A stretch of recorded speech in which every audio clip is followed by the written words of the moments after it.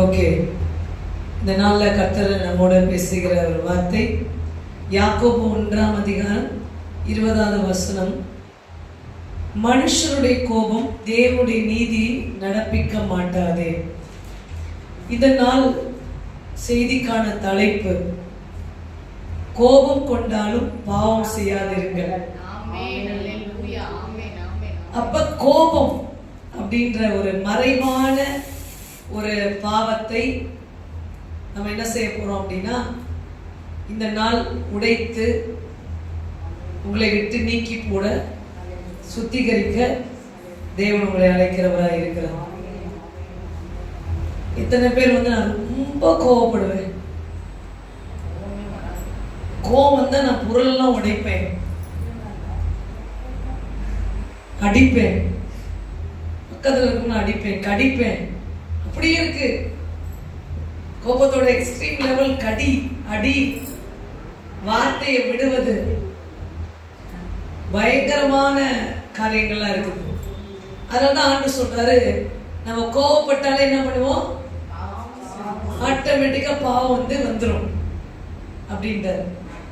சரி, இந்த கோபங்கள் எதனால வருது, எதனால கோபத்துக்கு நம்ம தள்ளப்படுறோம் அப்படின்றத நீங்க தெரிஞ்சு அதை விட்டு நீங்க வெளியே வந்துட்டீங்கன்னா உங்களுக்கு கோபம் வராது. அல்லேலூயா. பரிசுத்த ஆவியானவர் தாமே உதவி செய்யுங்க. மிக அதிகமான ஒரு பிரசங்கத்தை ஆண்டவர் கொடுத்திருக்கிறதுனால பயத்தோடு நடுக்கத்தோடு ஆண்டவர்கிட்ட நானே கேட்டுக்கொள்றேன்.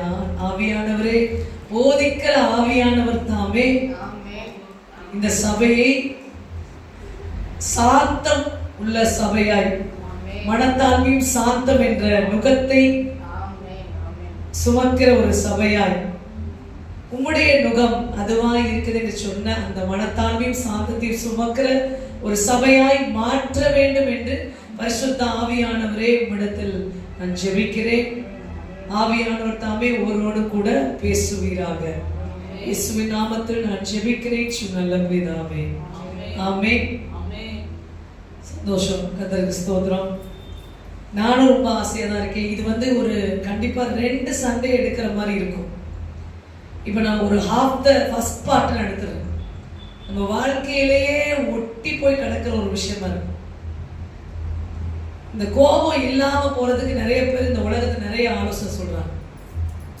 என்னென்ன மாதிரி ஆலோசனை சொல்றாங்க அப்படின்னா, உப்பு போடாம சாப்பிடுங்க, கோபமே வராது அப்படி சொல்றோம். உலகத்துல இருக்கோம் எதோ ட்ரை பண்ணி பார்க்கறாங்க. கோபம் வந்தா தண்ணியை குடிச்சிருங்க, தண்ணியை 2 மடங்கு குடிச்சிருங்க. தண்ணி போய் உள்ள இருக்க அந்த கோபப்படுத்துற அந்த ஹார்மோன்ஸ் அதனுடைய வேலையை கட்டுப்படுத்தி விடும். ஆனால் தற்காலிகமான தீர்வாக இருக்கும். திரும்பவுமா அந்த காரியத்தை நினைக்கும் போது அதே அளவுக்கு உங்களுக்கு கோபம் வரும். திரும்பவும் அந்த நபரை நினைக்கும் போது அதே அளவுக்கு கோபம் வரும். நினைக்கும் போனா தண்ணி குடிக்க முடியுமா? அந்த நேரம் கோவப்பட்டு நீங்க கத்துறீங்க, அப்ப தற்காலிகமா ஒரு தண்ணி எடுத்து குடிக்கிறீங்க.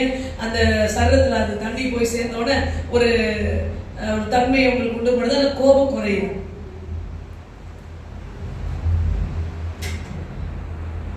அப்போ கோபம் குறையுது.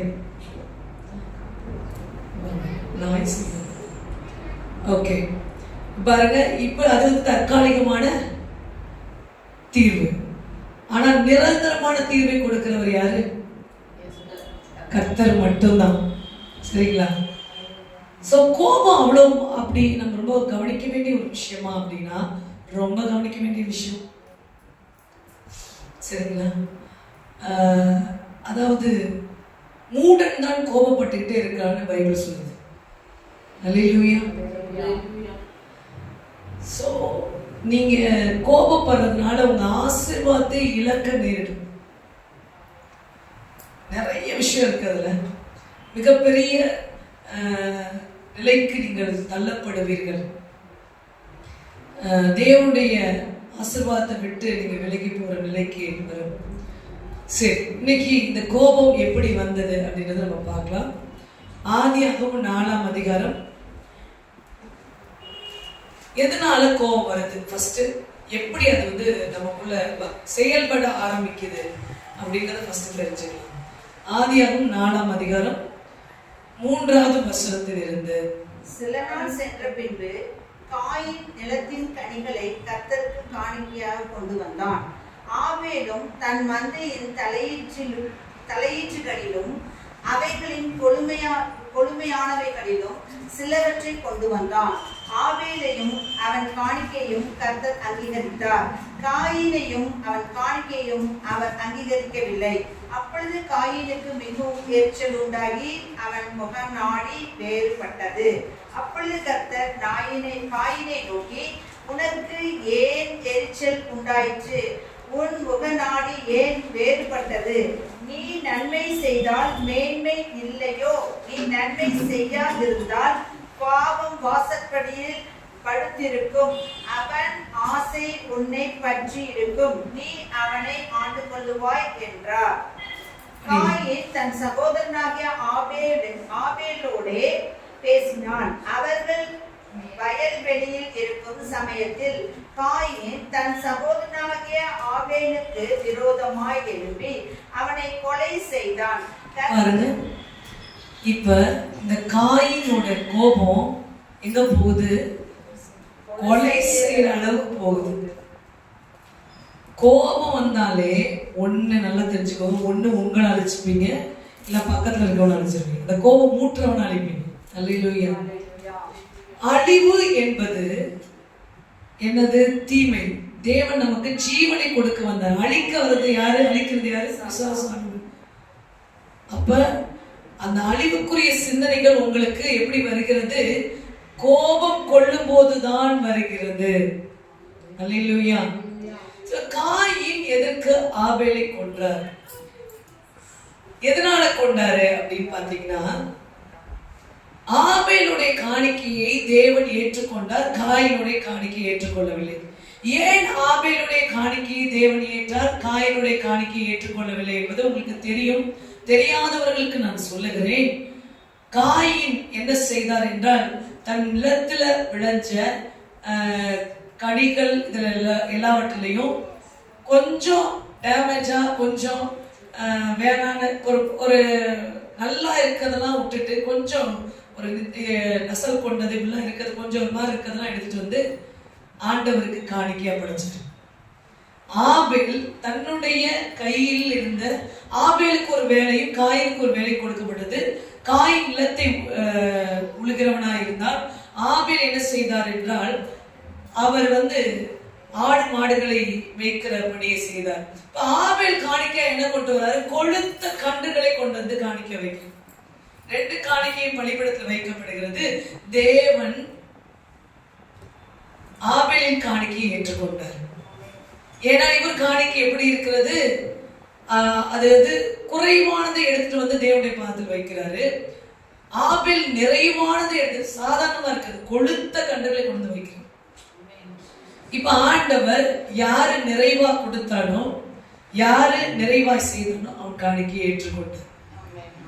இத பார்த்த உடனே, இப்ப ஆபேலுடைய காணிக்கை ஏற்றுக்கொண்ட உடனே காயினோட காணிக்கை ஏற்றுக்கொள்ளப்படலன்னோட ஆண்டவர் உடனே காயினுக்கு என்ன வந்துருச்சு? என்னுடைய சகோதரனுடைய காணிக்கை மட்டும் இந்த தேவன் ஏற்றுக்கொண்டாரே, இவன் காணிக்கை மட்டும் ஏற்றுக்கொண்டு இவனை ஆசீர்வதித்து விட்டார், என்னை ஏற்றுக்கொள்ளவில்லை என்று கோபம் வந்துச்சு. இதனால பொறாமையினால் கோபம் வந்துச்சு முதல் கண்டு. ஆனா ஆண்டவர் என்ன கேட்கிறாரு கவனிச்சு பாத்தீங்கன்னா, நீ நன்மை செய்தால் மேன்மை இல்லையோ? நீ நன்மை செய்யாதிருந்தால் பாவம் வாசற்படியில் படுத்திருக்கும், அவன் ஆசை உன்னை பற்றி இருக்கும், நீ அவனை ஆண்டு கொள்வாய். இந்த வார்த்தை என்ன சொல்லுது அப்படின்னா, இப்ப காணிக்கையை ஏற்றுக்கொண்டோட அந்த இடத்துல இன்னைக்கு நம்ம யார மேன்மையா பேசுறோம்? ஆபேலை மேன்மையாய் பேசுகிறோம். ஏனால் ஆபேலுடைய காணிக்கை தேவனால் அங்கீகரிக்கப்பட்டு விட்டது. அல்லேலூயா. சோ எப்ப கோபம் வரும் அப்படின்னா, இத நல்லா மனசு வச்சுக்கோங்க. முதல்ல இருந்து நான் சொல்லுவேன், கடைசி வரை சொல்லுவேன், இதை நீங்க எழுதி வச்சுக்கணும்.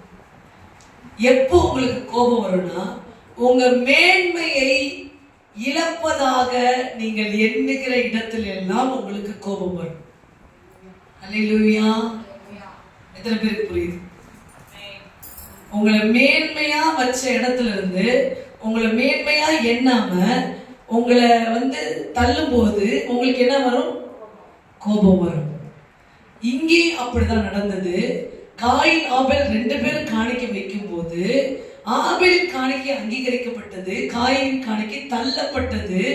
இவன் மூத்தவனாய் இருக்கிறான், இவன் மேன்மை இழந்து போகிறான். தன் சகோதரனுக்கு முன்பாக, தன்னுடைய குடும்பத்துக்கு முன்பாக மேன்மை இழந்து போகிறான், புறக்கணிக்கப்படுகிறான். தனக்கு இருக்கிற அந்த மேன்மையை அவன் இழந்து போகும் போது அவனுக்கு கோபம் உண்டாகிறது. அல்லேலூயா. சரிங்களா? அதனாலதான் ஆண்டவர் கேட்கிறாரு, நீ நன்மை செஞ்சா உனக்கு மேன்மை கிடைச்சிருக்குமே. அல்லேலூயா. ஆனா நீ எனக்கு தீமை செஞ்சுட்டு மேன்மை வேணும்னு கேக்குறியே, உடனே நான் உயர்த்தணும்னு கேக்குறியே. அல்லேலூயா. எத்தனை பேருக்கு விளங்குச்சு? அப்படி நீ நன்மை செய்தால் மேன்மை இல்லையோ, நீ நன்மை செய்தால் மேன்மை இல்லையோ, நீ நன்மை செய்யாதிருந்தால் பாவம் வாசற்படியில் படுத்திருக்கும். அல்லேலூயா. அது உன்னை ஆண்டு கொள்ளும். இப்ப காயினோட வாசப்படியில படுத்தது என்ன பாவம்? இவன் நன்மை செய்யாம தீமை செஞ்சதுனால, தீமை செஞ்சுட்டு வேற என்ன செய்யறான்? கோபப்பட ஆரம்பிக்கிறான், பொறாமப்பட ஆரம்பிக்கிறான். சகோதரன் மேல பொறாமப்பட்டு கோபப்படுறான், எரிச்சல் அடையான். அதனால என்ன ஆகுது? கொலைபாதக ஆவி வீட்டு வாசல்ல படுத்திருக்குது. அல்லேலூயா. அது அவனை பிடித்து ஆண்டு கொண்டது.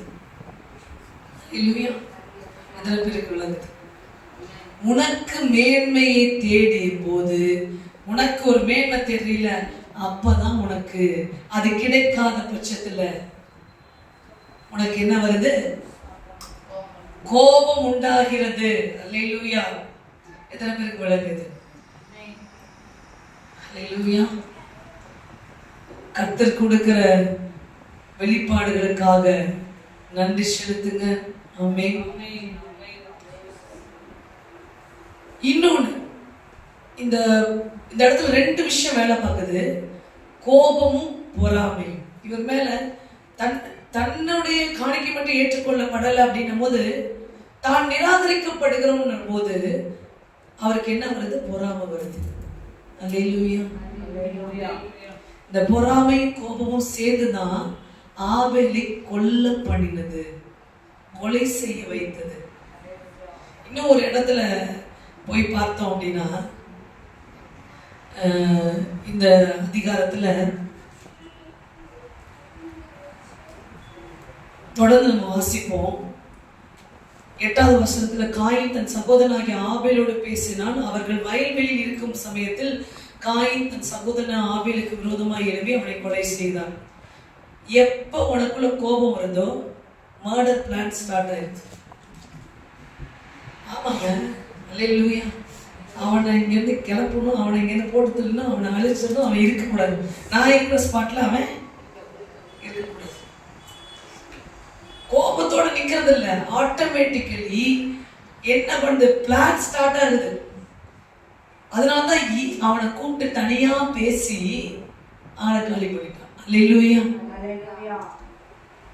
சோ கோபம் உன்னை எந்த இடத்துக்கு கொண்டு போது? மற்றவரை அழிக்க வேண்டும் என்னும் இடத்திற்கு கொண்டு போகிறது.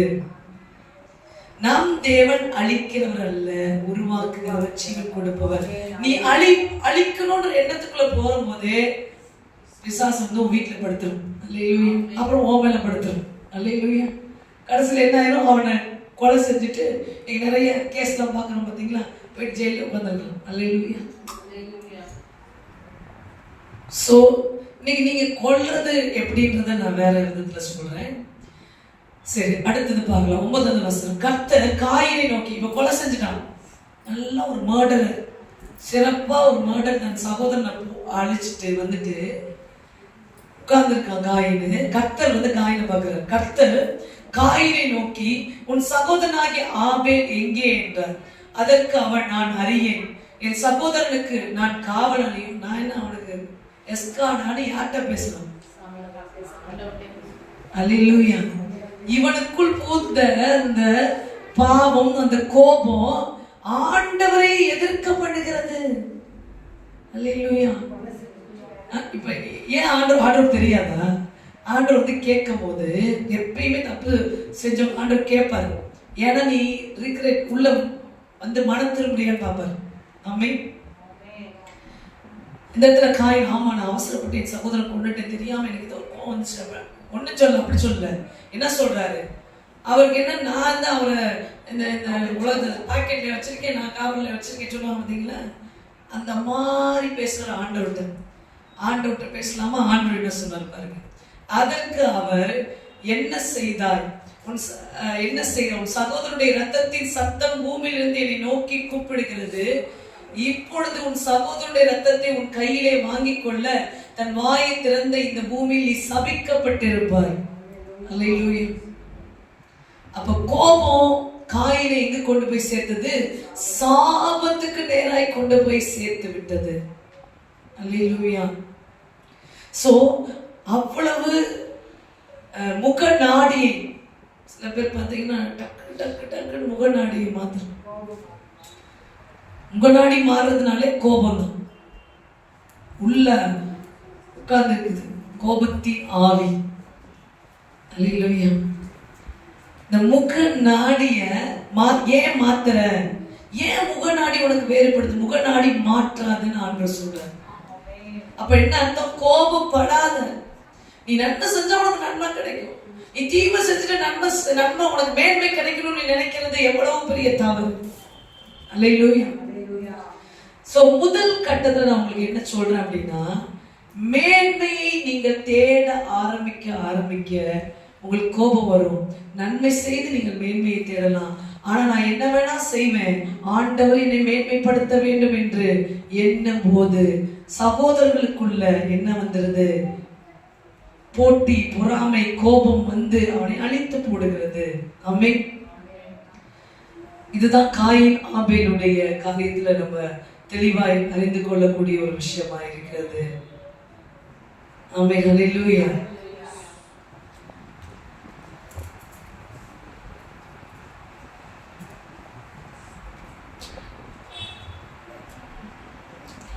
இந்த விஷயத்துல கோபப்படும் போது எதிராக நின்று பேசுவது தேவன் என்பது கூட தெரிய மாட்டேங்குது. அல்லேலூயா.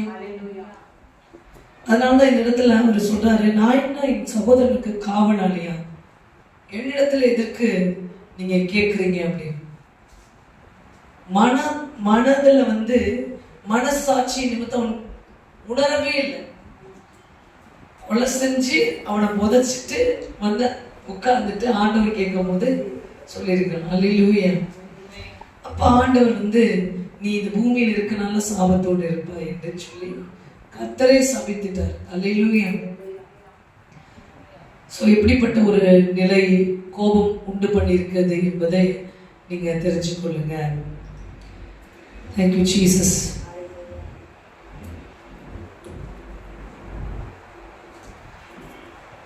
நீங்கள் உங்களுக்கு மேன்மை கிடைக்க வேண்டும் என்று எண்ணி உங்கள் சகோதரர்களை நீங்கள் பகைத்திருப்பீர்களானால் இன்றைக்கு மனம் திரும்புங்கள்.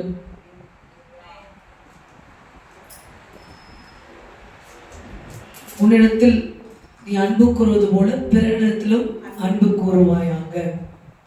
நமக்கு பிறன் யார்? முகம் தெரியாதவர்கள் எல்லாருமே நமக்கு பிறன் தான். அயலகத்தார், சொந்த கூட பிறந்த சகோதரர்கள் மாத்திரமல்ல, மரியாத ஜனங்களும் அயலகத்தாரும் பக்கத்து வீட்டாரும் எல்லாருமே நமக்கு யாரு? பிறனாக எண்ணப்படுகிறார். உன்னை நேசிப்பது போல பிறனை நேசி நான் சொல்றேன். அல்லேலூயா. அப்ப யார் மேலேயும் உங்களுக்கு என்ன இருக்கக்கூடாது? கோபம் இருக்கக்கூடாது. அல்லேலூயா. கூடுமானால் எல்லாரோடும் சமாதானத்தோடு இருங்கள் என்று ஆண்டவர் சொல்லுகிறார். இப்ப நீங்க இந்த கோபம் எதனால வருதுன்றதுதான் நீங்க பல நாட்கள்ல தியானிக்க போறீங்க. இப்ப நான் முதல் கண்டிஷன் சொல்லியிருக்கேன், ஒன்ன மேன்மையா மதிக்கலன்றதுக்காக அவன் மேல கோபம் வருது. ஒரு எக்ஸாம்பிள் சொல்றேன். கல்யாணத்துக்கு போறீங்க, ஏதோ ஒரு கல்யாணத்துக்கு போறீங்க, உங்களையும் கூப்பிட்டுருக்காங்க, இன்னொருத்தவங்களையும் கூப்பிட்டுருக்காங்க. அந்த இன்னொருத்தவங்க கூப்பிட்டா வந்து உங்களுக்கு ரொம்ப தெரிஞ்சவங்க, இல்லை உங்களுக்கு சகோதரி போல பழகினவங்க, அவங்க வந்து அவங்களையே கவனிச்சிட்டு இருக்காங்க, உங்களை கண்டுக்கவே இல்லை. வெள்ளம் வரும்போது ஏன்டா வந்த இவன் பாரு, அவனெல்லாம் கவனிக்கிறான், என்ன ஏன் கவனிக்கல, அவெல்லாம் ஒரு ஆளுன்னு அவளை கவனிச்சிட்டு இருக்காங்க. அப்படின்னா என்ன நடக்குது உனக்குள்ள? பொறாம மேன்மை தேடுகிறாய். நீ எங்க மேன்மை தேடுற? உனக்கு மேன்மையை தேடுகிற. ஆண்டவர் என்ன சொல்றாரு, நீ ஒண்ணுமே அந்த கல்யாண வீட்டுக்கு செஞ்சிருக்க மாட்டேன். அல்லேலூயா. நேரா போயிருப்ப, போய் கவனம் கொடுத்து சாப்பிட வந்திருப்ப. ஆனா அவன் என்ன பண்ணான்னு உனக்கு தெரியாது. அல்லேலூயா. அவன் அந்த வீட்டாருக்காக என்ன பிரயாசப்பட்டான்னு உனக்கு தெரியாது. அவன் நல்லவனோ கெட்டவனோ, அவன் என்ன பிரயாசப்பட்டிருக்கான்னு உனக்கு தெரியாது. ஆனா நீ அங்க என்ன நினைக்கிற? எனக்கு மேன்மை கிடைக்கவில்லை, என்னை பெரிதாக எண்ணவில்லை, என்னை மதிக்கவில்லை. அல்லேலூயா. புரியுதுங்களா? அப்படின்னா நீ நினைக்க ஆரம்பிக்கும் போது உள்ள அப்படியே நெருப்பு கொளுத்தி அப்படியே எரிய ஆரம்பிக்கும். அது அப்படியே எரிச்சு கொண்டே இருக்கும்போது திரும்ப அந்த நபர்களையோ அந்த ஆட்களையோ பார்க்கும்போது இது கொழுந்து விட்டு எரியும். அல்லேலூயா. சோ நம்மை கர்த்தர் எதற்கு அழைத்திருக்கிறார்? கர்த்தருக்கே மேன்மை உண்டாக. சிலர் குதிரைகளையும் ரதங்களையும் குறித்து மேன்மை பாராட்டுகிறார்கள். நாமோ கர்த்தருடைய நாமத்தை குறித்தே மேன்மை பாராட்டுவோம். நம்ம அவருக்கு மேன்மை பாராட்டி அவருக்கு பிரியமான நன்மைகளை செய்யும் போது ஆபேலுக்கு கிடைத்தது போல தேவனுடைய சமூகத்திலிருந்து அங்கீகாரங்களும் ஆசீர்வாதங்களும் மேன்மைகளும் உங்களை தேடி வரும். மேன்மையை தேடி நீங்கள் போக நினைத்தீர்களானால் கோபத்தில் சிக்கிக்கொண்டு சாபத்துக்கு நேராக போறீங்க. அல்லேலூயா. தேவனுக்கே மேன்மை உண்டாக. ஒருவன் மேன்மை பாராட்ட விரும்பினால் கர்த்தரை குறித்தே மேன்மை பாராட்ட கடவன். அப்படின்னா என்ன அர்த்தம்? எனக்கு ஒண்ணும் வேணாங்க, ஆண்டவருக்கு மகிமை கிடைச்சா போதும், ஆண்டவருக்கு புகழ் கிடைச்சா போதும். அல்லேலூயா. இதை சொல்லுவதற்கு தான் உங்களையும் என்னையும் ஆண்டவர் கிறிஸ்தவர்களாக அழைத்திருக்கிறார். இயேசு கிறிஸ்து சிலுவையில தொங்கும் போது பிதா ஒருவருக்கே மேன்மை செலுத்தினார், அவருக்கே அவர் மேன்மை தேடல். அவ்வளவு பெரிய நன்மைகளை செய்து உலகத்தின் பாவத்தை சுமந்து தீர்த்த தேவ ஆட்டுக்குட்டி அவ்வளவு பெரிய நன்மை செஞ்சு அவருடைய நாமத்துக்கு மேன்மை தெரியல, தான் பேரை எல்லாரும் சொல்லணும்னு சொல்லல. அல்லேலூயா. எங்க ஒரு கல்யாணத்தை கூட்டி அமைச்சிட்டு தன்னையே சொல்லல சொல்லல சொல்லல சொல்லல. அல்லேலூயா. பொண்ணு வீட்டுக்கு கூட்டு போயிருப்பாங்க. அல்லேலூயா. தன்னைய சொல்லல. இந்த வீட்டார் தன்னைய மறந்துட்டாங்க. லிஸ்ட் வாசிக்கும் போது மறந்துட்டாங்க. பெரும்பாலும் மேன்மை தேடுற ஒரு பப்ளிக் பிளேஸ் நான் சொல்றேன். ஆனா நீங்க உங்களை ஆராய்ச்சி பார்த்துக்கணும். இந்த இடத்துல மட்டும் சொல்ல முடியாது. குடும்பத்துல, சகோதரர் மத்தியில நீங்க எந்த அளவுக்கு உங்களுக்கு மேன்மையை தேடுறீங்க? நீங்க மேன்மையை தேடுவதை விட்டால் ஒழிய உங்க கோபம் உங்களை விட்டு போகாது. அல்லேலூயா. தேவனுக்கு மகிமை உண்டாகட்டும். சோ எத்தனை பேர் ஆயத்தமா இருக்கிறீங்க? எனக்கு மேன்மைன்னு ஒண்ணு வேணாங்க, கர்த்தருக்கு மேன்மை கிடைச்சா போதும், அவர் நாமம் உயர்த்தப்பட்டா போதும், என் பேரு எங்கேயும் வேணாங்க, ஆண்டவர் பேரு வந்தா போதும். அல்லேலூயா. அவர் நாமத்தை எல்லாரும் வாயிலும் உச்சரித்தால் போதும். என் பேரை உச்சரிக்கிறதுனால என்ன பிரயோஜனம்? அவர் நாமத்திற்கு வல்லமை உண்டு. ஆமென். நீ உண்மையா ஒப்பு கொடுத்தீங்கன்னா கோபம் உங்களை விட்டு விலகி போகும். இல்லை என்றால் முகநாடி மாறிக்கொண்டே இருக்கும், எரிச்சல் உண்டாயிக்கொண்டே இருக்கும், பொறாமை உண்டாயிட்டு இருக்கும். கோபம் பொறாமையும் சேர்ந்து வீட்டுல வந்து வாசப்படியில எதையாவது போட்டு விட்டு போயிடும். அல்லேலூயா. அல்ல இன்னைக்கு கொடுங்க, நீங்க ஒப்பு கொடுத்துருங்க. என்னை கழுவும் நான் சுத்தமாவேன், சுத்திகரியும் நான் தூய்மையாவேன். என்னை கழுவும் நான் சுத்தமாவேன், சுத்திகரியும் நான் தூய்மையாவேன். உம்மை போல் என்னை மாற்றிடும், உம்மை போல் என்னை மாற்றிடும். என்னை கழுவும் நான் சுத்தமாவே, சுத்திகரியும் நான் தூய்மையாவே. உம்மை போல் என்னை மாற்றிடும், உம்மை போல் என்னை மாற்றிடும். ஆமென். ஜெபிக்கிற ஒவ்வொருவரையும் ஆண்டவரே உம்மை போல மாற்றுங்க ஆண்டவரே. உமக்கு மேன்மை தேடுகிறவர்களாக தன்னுடைய ஆண்டவரை கிரியைகளுக்கு காயினை போல நான் கொடுத்தேனே என்று தன்னுடைய கிரியைகளுக்காக அல்ல, தன்னுடைய பேருக்காக அல்ல. ஆண்டவர் காயின் என்று நான் மூத்தவனாய் இருக்கிறேன், நான் முதலாய் இருக்கிறேனே என்று தன்னுடைய நிலைமைக்காக அல்ல ஆண்டவரே, உம்முடைய நாமத்திற்கே மேன்மை பாராட்டுகிறவர்களாக, உம்முடைய நாமத்துக்கே மேன்மை தேடுகிறவர்களாக எங்கள் ஒவ்வொருவரையும் மாற்றுவீராக நான் ஜெபிக்கிறேன் ஆண்டவர். Thank you Lord. Thank you Jesus. Hallelujah. இதே பார்த்தீங்கன்னா அந்த காயினோட காரியத்தில் பாருங்க, நான் தான் ஃபர்ஸ்ட் அதை செஞ்சேன், அதுக்கப்புறம் தான் எல்லாம் செஞ்சாங்க. Hallelujah. நான் தான் கொண்டு போய், காயின் தான் முதலாவது கொண்டு போய் வைக்கிறாங்க. Hallelujah. பல காரியங்களை நல்லா மெடிடேட் பண்ணீங்கன்னா பல காரியங்களை நீங்கள் எடுத்து உங்களை சுத்தப்படுத்திக் கொள்ளலாம். தேவ வசனம் உங்களை சுத்தப்படுத்தக்கூடியதா இருக்கிறது. ஆமென். Hallelujah. புரியுதுங்களா? இதுல நிறைய விஷயம் இருக்குது. நான் பிறந்தேன், எனக்கு ஃபர்ஸ்ட் பத்திரிக்கை வைக்கல, எனக்கு ஃபர்ஸ்ட் மரியாதை கொடுக்கல, ஃபர்ஸ்ட் மரியாதை எனக்கு கொடுக்கலையே. அங்க போய் அவளுக்கு சொல்லிட்டு வந்துதான் எனக்கு சொல்றாங்க. அல்லேலூயா. உனக்கு மேன்மையை தேடிக்கொண்டிருக்கிற இல்ல இல்ல, நோக்கத்தை பார்க்கணும். இந்த திருமணம் நல்லா நடந்தா போதும், எல்லாரும் சேர்ந்து போய் ஆசீர்வதிச்சாங்க, பிள்ளைங்க வாழ்வாங்க. அல்லேலூயா. எல்லாரும் சேர்ந்து இந்த இடத்தை கட்டுனா அது ஆசீர்வாதமா இருக்கும். அல்லேலூயா. கர்த்தருக்கு ஸ்தோத்திரம்.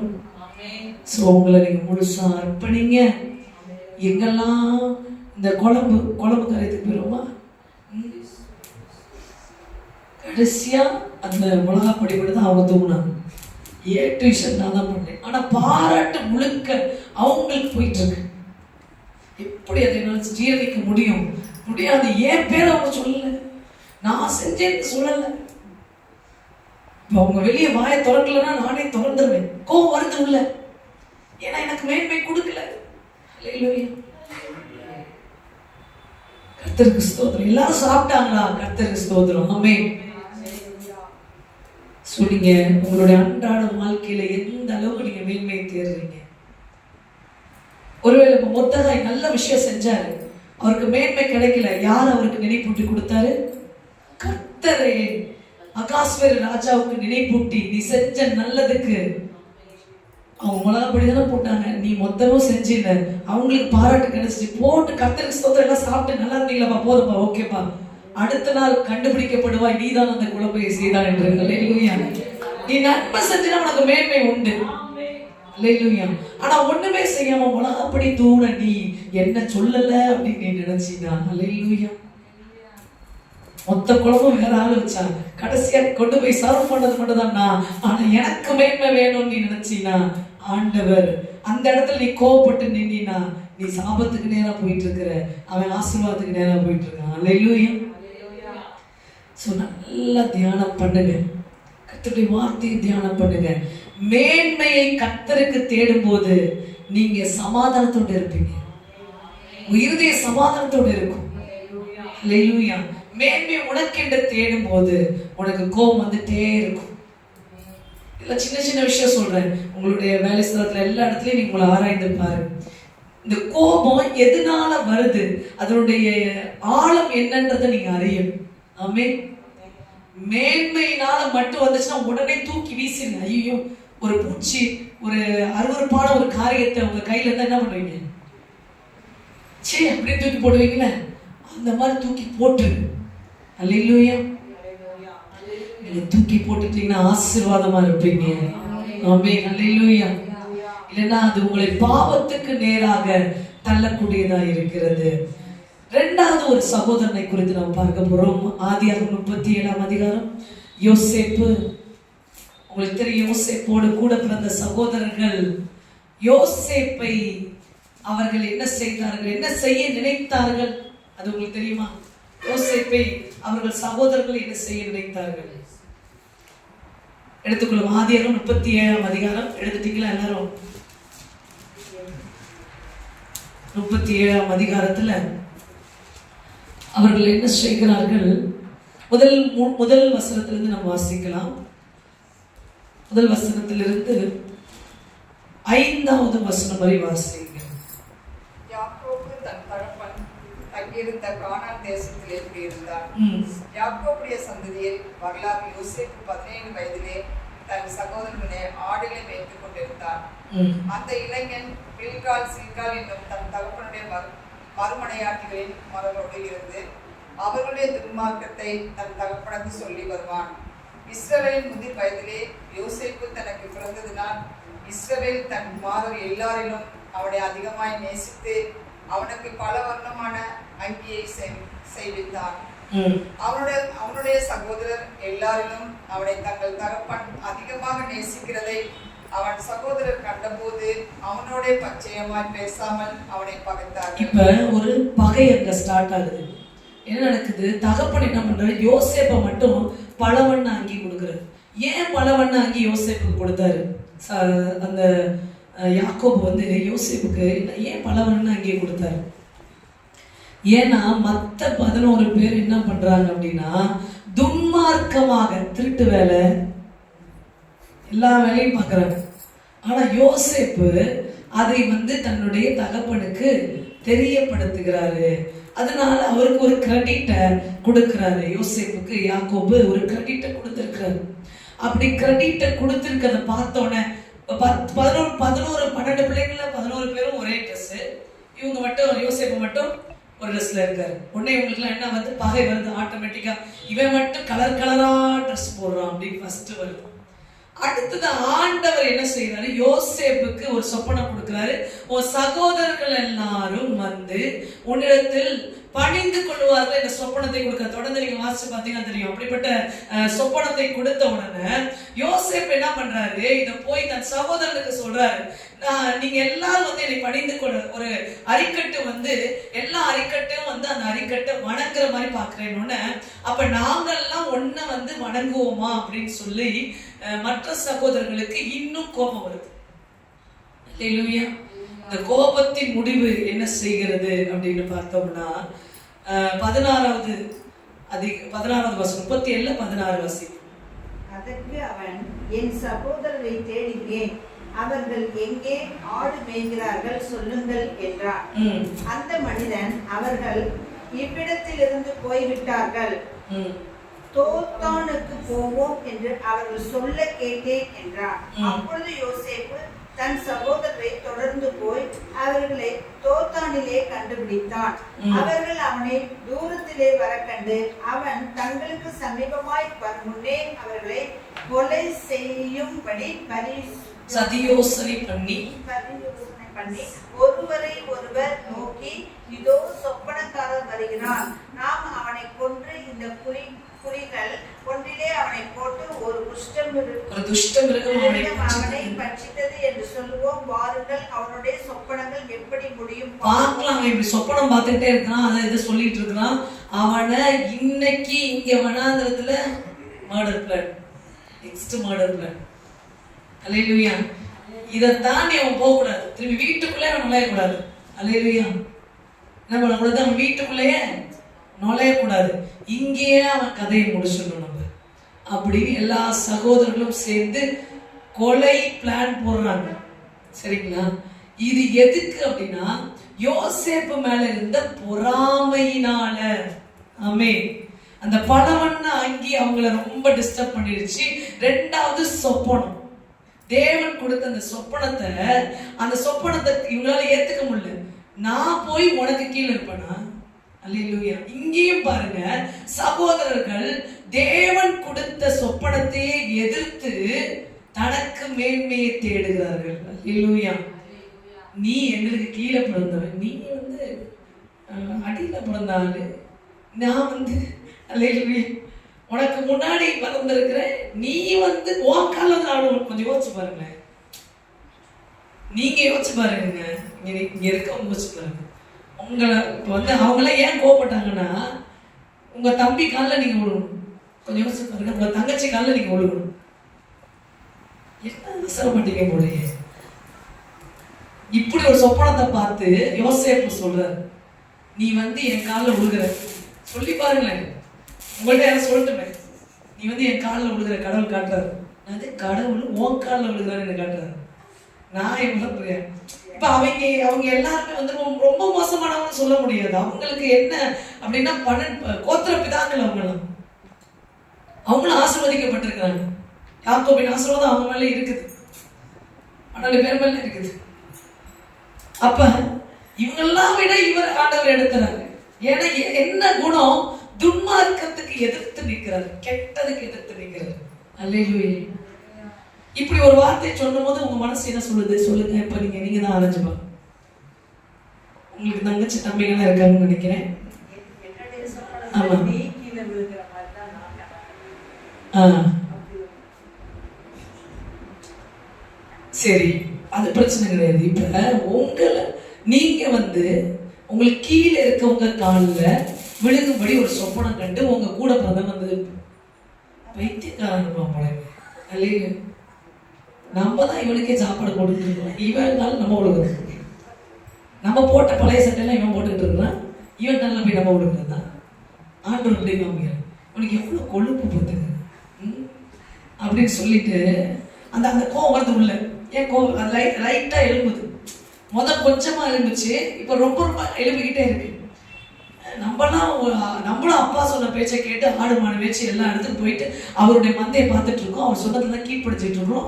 கடைசி நமக்கு ஒரு நல்ல சட்டை கொடுக்கல, இவருக்கு மட்டும் கலர் கலரா சட்டை போட்டு விடுறாரு. அல்லேலூயா.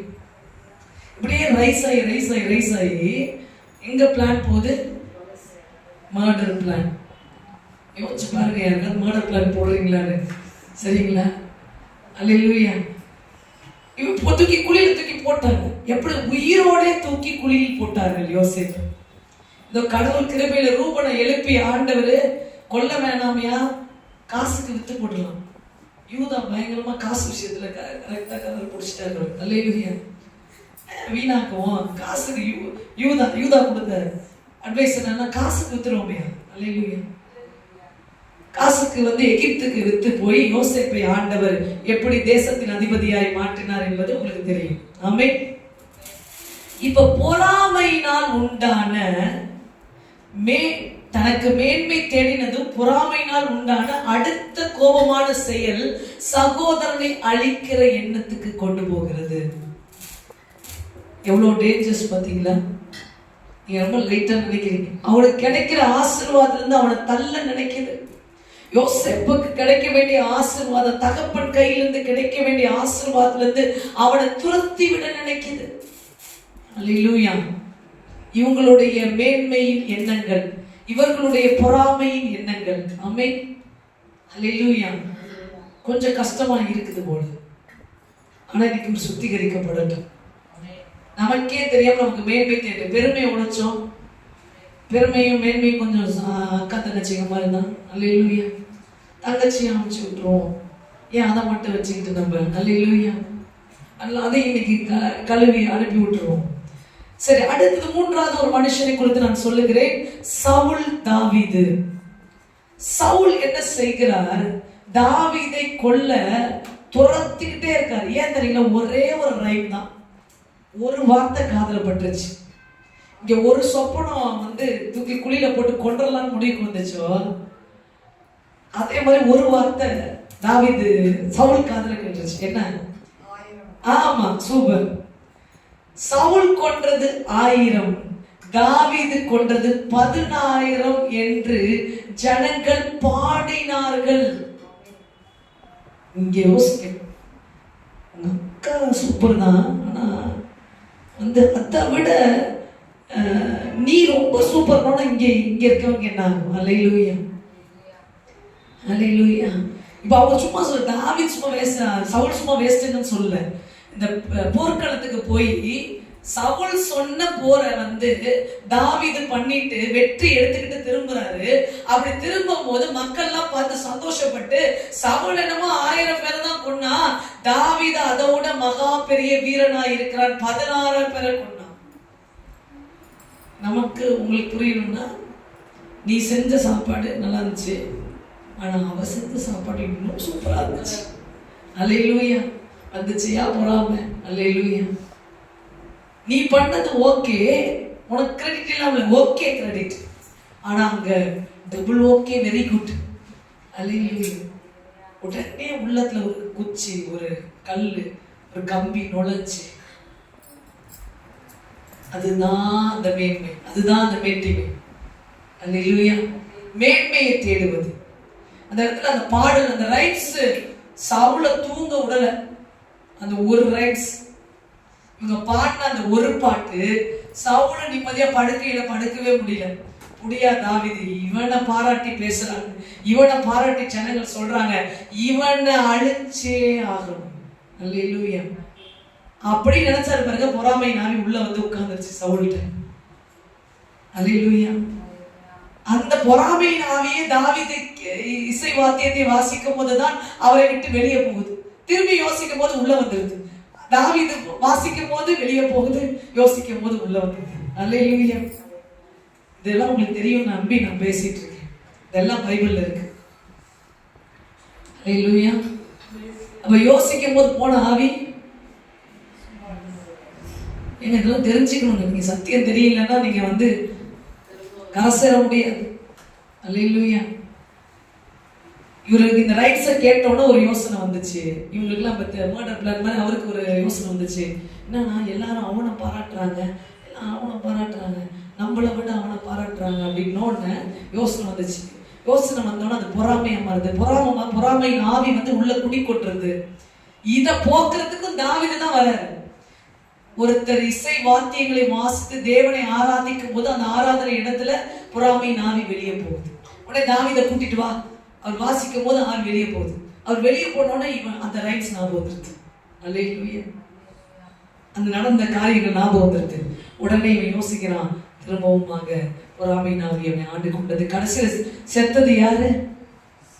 சவுல் தான் செத்தான். அல்லேலூயா.